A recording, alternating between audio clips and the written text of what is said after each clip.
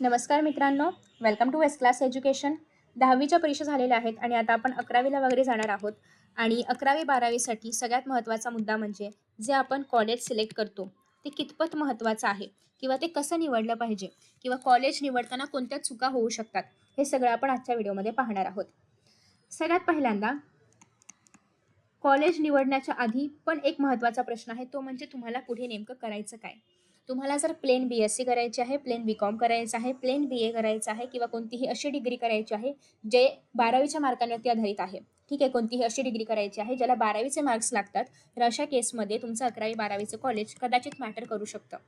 हे यासाठी कारण बरेचसे जे 11वी-12वीचे कॉलेजेस असतात, ज्युनियर कॉलेजेस, त्यालाच लागून किंवा त्याच आपण म्हणूया की त्याच मंडळाचे किंवा त्याच शिक्षण मंडळाचे डिग्रीचे पण कॉलेजेस असतात, ठीक आहे. सो तुम्हाला जर त्याच कॉलेजमध्ये त्याच डिग्री कॉलेजमध्ये पुढे जायचं आहे, सेम 12च्या कॉलेजमधून डिग्री कॉलेजमध्ये जायचं आहे, तर अशा केसमध्ये तुम्हाला मोठे कॉलेजेस किंवा जे रिनोड कॉलेजेस आहेत, ज्यांची प्रसिद्धी आहे, अशा कॉलेजेसमध्ये ॲडमिशन घेणं फायदेशीर ठरू शकतं.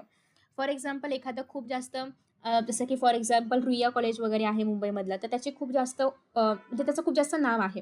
सो तुम्हाला जर त्याच कॉलेजमधून पर्टिक्युलरली काही कोर्स करायचा आहे, तर ट्राय करा की तुम्हाला 11वीला पण तुम्ही त्याच कॉलेजमध्ये जाल, जेणेकरून तुम्हाला एक इन हाऊस कोटाचं बेनिफिट पण मिळेल. सो त्या केसमध्ये तुमचं 11वी-12वीचं कॉलेज मॅटर करतं. पण तुम्ही जर 11वी-12वी नंतर JEE देताय किंवा तुम्हाला कुठल्यातरी NITमध्ये जायचं आहे, तुम्हाला IITमध्ये जायचं आहे, तुम्हाला IIITमध्ये जायचं आहे, तुम्ही नीट देऊन तुम्हाला एखादं चांगलं गव्हर्नमेंट मेडिकल कॉलेज पाहिजे किंवा तुम्हाला MST CET देऊन नर्सिंग करायचं आहे किंवा फार्मसी करायचं आहे, त्यासाठी तुम्हाला एखादं चांगलं फार्मास्युटिकल कॉलेज पाहिजे किंवा नर्सिंगचं कॉलेज पाहिजे किंवा तुम्हाला नाटा देऊन आर्किटेक्चर वगैरे करायचं आहे आणि तुम्हाला एखादं चांगलं आर्किटेक्चरचं कॉलेज पाहिजे. सो अशा केसमध्ये तुमचं 11वी-12वीचं कॉलेज अजिबात मॅटर करत नाही. तुम्ही 11th-12th कोणत्या कॉलेजमधून केलं आहे हे कुठेच मॅटर करत नाही. किंवा तुम्हाला पर्टिक्युलरली CA बनायचं आहे, तर तुम्ही 11वी-12वी कोणत्या कॉलेजमधून केलं काहीच मॅटर करत नाही, ठीक आहे. कारण तुम्हाला BCom करायचं आहे, तर कदाचित तुमच्या 12वीच्या मार्क्सनुसार, तुमच्या 12वीच्या कॉलेजनुसार तुम्हाला मोठ्या एखाद्या कॉलेजमध्ये ॲडमिशन मिळू शकतं. बट तुम्हाला जर या काही गोष्टींमध्ये इंटरेस्ट असेल किंवा तुम्ही या काही गोष्टींमध्ये तुमचं पुढचं करिअर करणार असाल, तर 11वीचं-12वीचं कॉलेज अजिबात मॅटर करत नाही. तुम्ही कितीही मोठं कॉलेज घ्या, कसंही कॉलेज घ्या, अजिबात फरक पडणार नाही आहे, ठीक आहे. मग आता कॉलेज निवडताना ते कसं निवडायचं? जर फरकच पडत नसेल, तर मग कॉलेज निवडताना ते कसं निवडायचं? तर असं कॉलेज निवडा ज्यासाठी ट्रॅव्हलिंग टाईम कमी लागेल. म्हणजे तुम्ही राहताय एका ठिकाणी, कॉलेज खूप दूर आहे, जायला 2 तास, यायला 2 तास, 4 तास तर ट्रॅव्हलिंगमध्येच गेले. मग उरलेल्या वेळामध्ये अभ्यास कधी करणार? सो असं कॉलेज घेऊ नका की ज्याला जायला यायला 2 तास लागतील किंवा जायला यायला प्रचंड वेळ लागतोय, प्रचंड ट्रॅफिक आहे किंवा खूप जास्त ट्रेनचा वगैरे प्रवास करायचा आहे आणि खूपच जास्त आहे म्हणजे. तर अशा केसमध्ये ते लांबचं कॉलेज शक्यतो अवॉइड करा.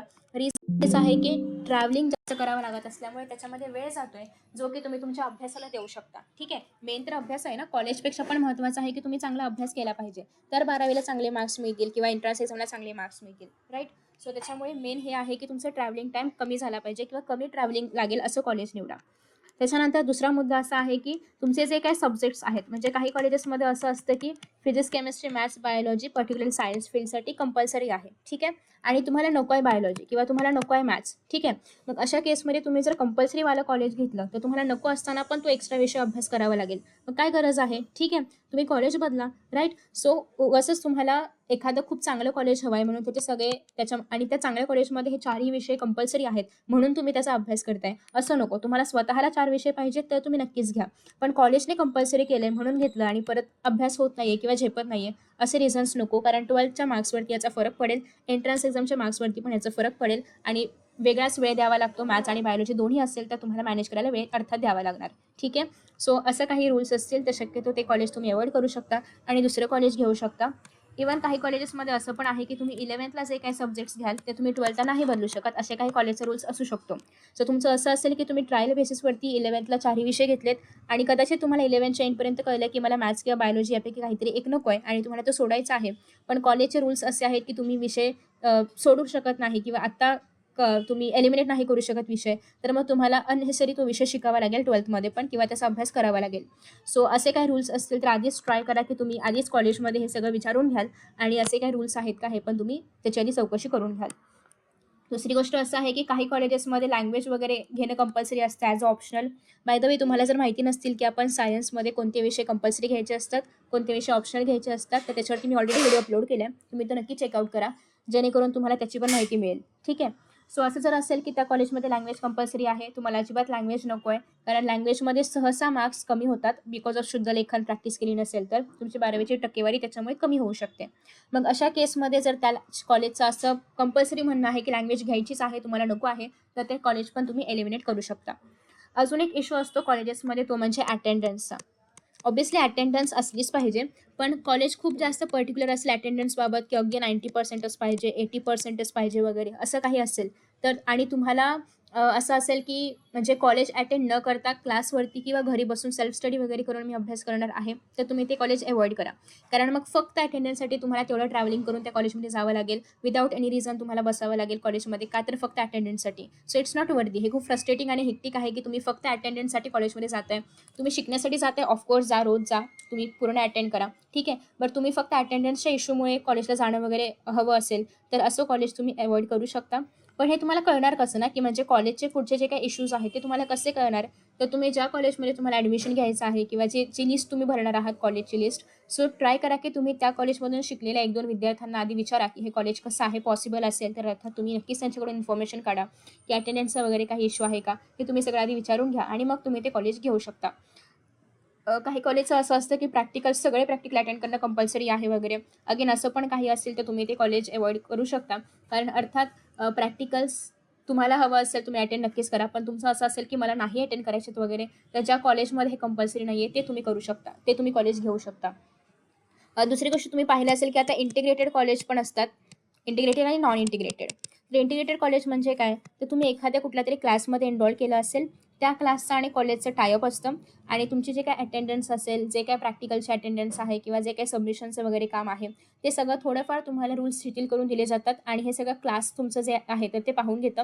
तुम्हाला पर्टिक्युलरली अटेंडन्स लागलीच पाहिजे, एवढीच पर्सेंट पाहिजे, तेवढीच पर्सेंट पाहिजे असं काही नसतं. तुम्ही फक्त एक्झाम्स देऊ शकता.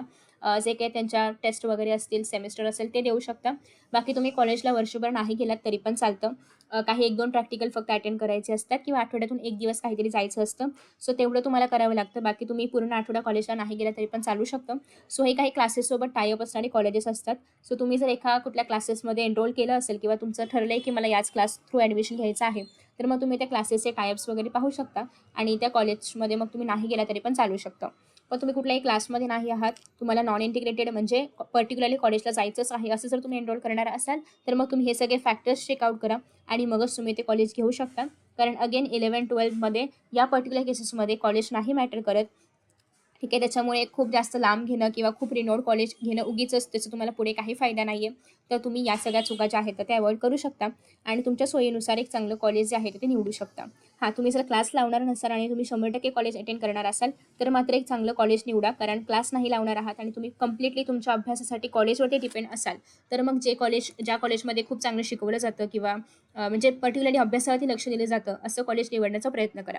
पण तुम्ही क्लास लावताय, तुम्ही सेल्फ स्टडी पण करताय, तुम्हाला अजून बाकीचं बऱ्याच ठिकाणाहून सोर्सेस अवेलेबल आहेत शिक्षणाचे, तर तुम्ही मग इंटिग्रेटेड किंवा कॉलेजला न जाणं वगैरे पण प्रेफर करू शकता. ठीक आहे.